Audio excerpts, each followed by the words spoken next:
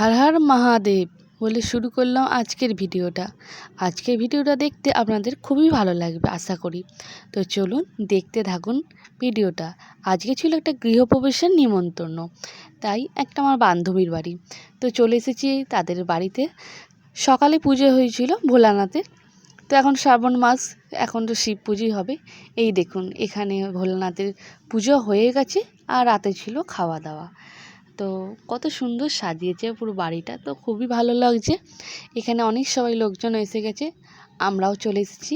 আর এখানে দেখুন আমার বান্ধবী, এখন ওর একটু নাচ করতে ইচ্ছা করছে, তাই দেখুন ও নাচ করছে। আমি আর কি করব, চল একটু ভিডিওই বানাই।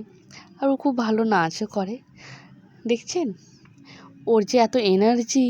সকাল থেকে এত খাটাখাটনি হয়েছে, উপোস করেছে, তাও দেখুন ও সবসময় আনন্দে থাকে। এটাই তো উচিত, আনন্দে যত থাকবেন শরীর সুস্থ থাকবে, ভালো থাকবে। তো চলুন ওর একটু নাচ দেখে নিয়ে এবার চলে যাব প্রসাদ খেতে।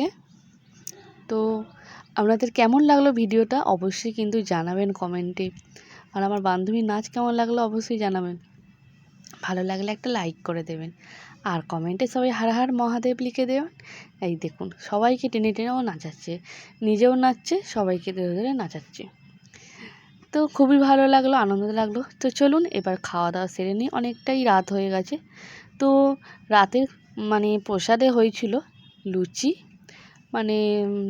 কচুরি, আর হয়েছিল আলুর দম, আর হয়েছিল চানা মশলা, আর আর কি বেশ হলো, হ্যাঁ চানা মশলা আর পায়েস আর মিষ্টি। তো রাতের আর এত সুন্দর রান্না হয়েছে কি বলবো। তো চলুন এখানে ভিডিওটা শেষ করছি। খুব ভালো থাকুন, সুস্থ থাকুন।